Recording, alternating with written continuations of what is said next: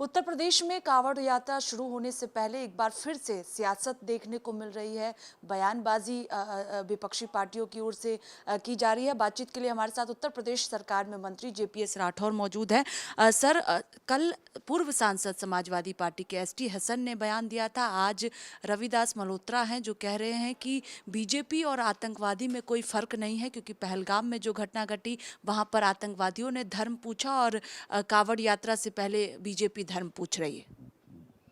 मुझे समझ में नहीं आ रहा आखिर समाजवादी पार्टी के लोगों को हो क्या गया। ये इनको मानसिक रूप से लकवा मार गया है, क्या हो गया है। ये लगातार इस प्रकार के बयानबाजी कर रहे हैं। इनको प्रभु श्री राम का मंदिर जब बन रहा अयोध्या में तो उससे परेशानी हो जाती, पेट में दर्द होता है।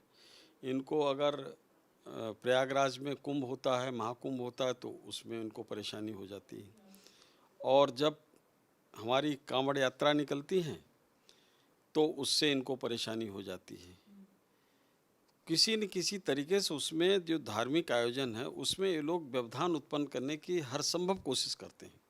जब समाजवादी पार्टी की सरकार रही तो इन्होंने डीजे पर प्रतिबंध लगाने का काम किया और उन यात्राओं को रोकने का, विघ्न डालने का हर संभव प्रयास किया।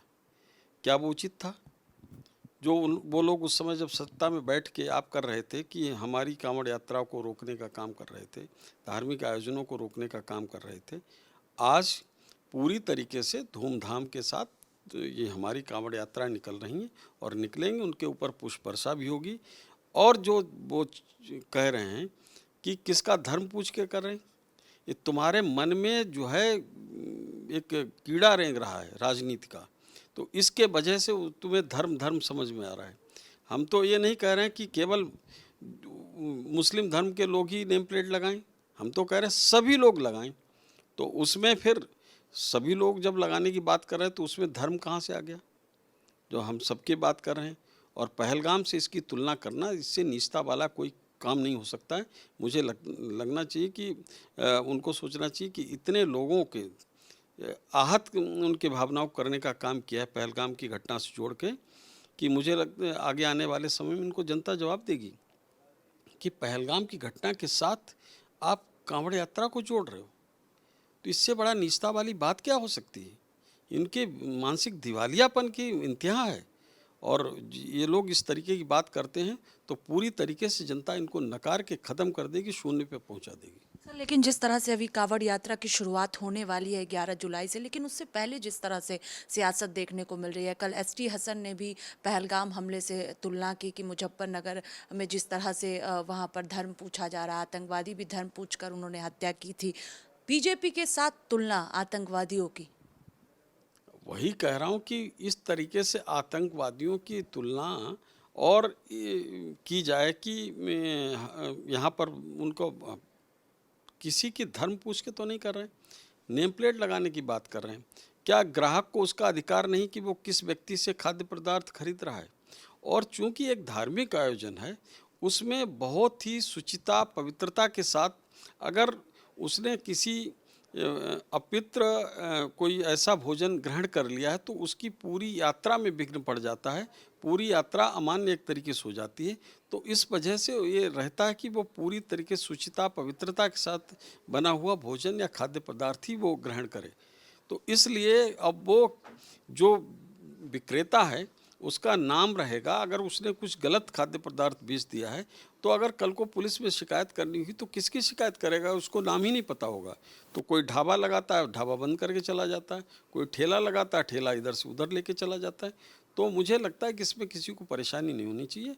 और उनके पेट में जो दर्द हो रहा है वो क्यों हो रहा है? उनको लग रहा है कि इस तरीके से पूरी तरीके से एक समाज और वर्ग उनसे अलग होता चला जा रहा है।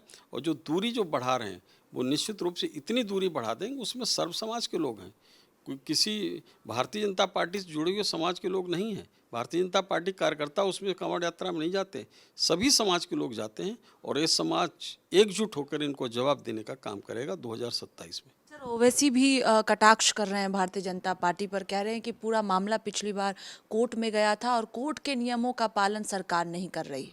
कौन सा कोर्ट का नियमों का पालन नहीं कर रही सरकार? कोर्ट क्या कहता है कि कोई व्यक्ति को, कोई प्रतिष्ठान का नाम या उसके व्यक्ति का नाम ना लगाया जाए? संविधान की अवहेलना है कोर्ट हमेशा कहता है, संविधान कहता है कि किसी व्यक्ति से कोई ग्राहक कोई चीज़ खरीदता है तो उसको ग्राहक को अधिकार है कि वो किस व्यक्ति से खरीदता है। वो हमारे उसमें नियम कानून एक्ट में पढ़ लें जाके कि किस तरीके से नियम है। क्या ये कहता है कि कोई व्यक्ति कुछ भी चाहे जहर बेचता घूमे और उसके बाद उसका नाम पता ना बताने के लिए वो उसको विवश किया जाए? तो ऐसा तो कोर्ट नहीं कहता। तो अगर कोई जहरीला पदार्थ बेच रहा है, कोई कुछ कर रहा है, कोई अपवित्र सामान बेच रहा है, तो निश्चित रूप से उसका जानने का अधिकार ग्राहक को है। और ग्राहक अगर शिकायत करता है तो पुलिस प्रशासन जो संवैधानिक नियम व्यवस्थाएं हैं उसके तहत कार्रवाई करेगी, उस एक्ट के तहत कार्रवाई करेगी। सर, आखिरी सवाल है कि चुनाव आयोग को लेकर एक बार फिर से विपक्षी पार्टियां सवाल उठा रही हैं। कांग्रेस पार्टी सवाल चुनाव आयोग को उठा रही है और बिहार में चुनाव होना है, उसके बाद उत्तर प्रदेश में भी 2027 का चुनाव होना है। देखिए, लगातार इन्होंने संवैधानिक संस्थाओं को अपमानित करने का काम किया है। ये चुनाव आयोग पे जिस तरीके से लांछित कर कर ये हमारे जो लोकतंत्र को कमज़ोर करने का कुत्सित प्रयास कर रहे हैं। अभी तक इन्होंने लगातार बोगस वोटिंग करके फर्जी वोटर्स बनवाकर और लोकतंत्र को लूटने का काम जो पार्टियां कर रही थीं, आज उनको लग रहा है कि ये सब उनकी दाल गलने वाली नहीं, इनके सब दुकानें बंद हो जाएंगी राजनीति की, तो उनको परेशानी है।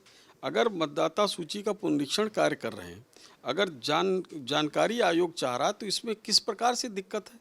वो ये कि जो फर्जी मतदाता बने हुए हैं उनको डिलीट करना किसका काम है? निर्वाचन आयोग का काम। निर्वाचन आयोग अपना काम पूरी ईमानदारी के साथ कर रहा है और निर्वाचन आयोग के काम में जो विघ्न डालेगा निश्चित रूप से जनता उसको जवाब देने का काम करेगी। धन्यवाद। बातचीत के लिए कैमरा पर्सन देवेंद्र के साथ स्वाति पाठक, भारत समाचार, दिल्ली।